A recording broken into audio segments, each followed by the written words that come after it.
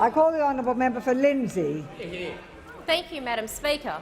My question is to the Minister for Social Services. Will the Minister update the House on the work the government is doing to give young people in Greater Western Sydney access to the benefits of the National Disability Insurance Scheme?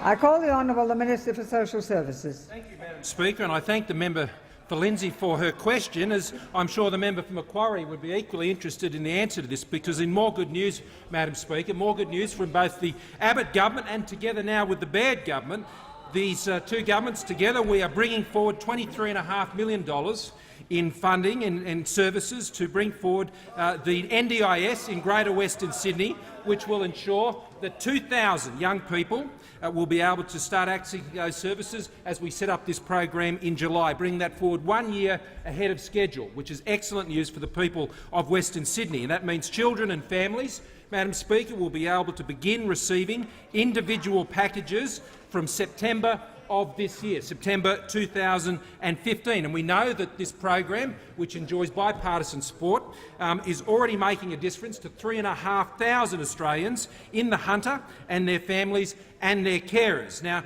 the commitment we've made in bringing this forward with the Baird government in New South Wales is a further demonstration of the Abbott government's commitment to the NDIS. And we know that it's not good enough just to support an idea. You have to be able to implement that idea. And this government is doing the hard work of making the way, making the NDIS affordable so we can absorb it into the budget, Madam Speaker, because as we know, only 40% of the NDIS at full implementation is funded by the levy. So the room has to be made in the budget to ensure that we can absorb this very important program which everyone in this House supports. It's also a further demonstration, Madam Speaker, of the initiative of the Baird government in New South Wales.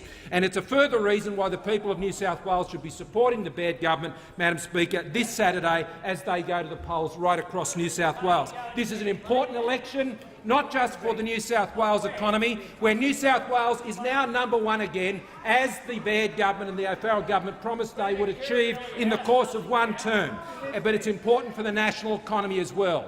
And what the Baird government has to confront at the moment is a campaign of dishonesty from the Labor Party in New South Wales. A shameless campaign shown clearly by Martin Ferguson, an esteemed member of this place and a member of the Labor Party, who have called the untruths out of the Labor Party in New South Wales. And we have the absurd position of the Labor Party in New South Wales running around saying New South Wales is not for sale. Well, they didn't tell Eddie Obeid that, did they? They didn't tell Ian McDonald that New South Wales wasn't for sale. And they've got their mates on that side. They didn't get that message from Eddie Obeid and Ian McDonald. They thought it was theirs for sale. They thought they owned it personally and they could appropriate it for their own benefit. So I'm not surprised. On Sunday, Mike Baird had the very good comment to say when they say Labor has changed in New South Wales. Yeah, right. No more than those opposite have changed their ways. The Leader of the Opposition's Planet of Ideas is an absolute wasteland, Madam Speaker. We've sent the probe out and there's no life on Planet Ideas. The time has expired. Before I call the Leader of the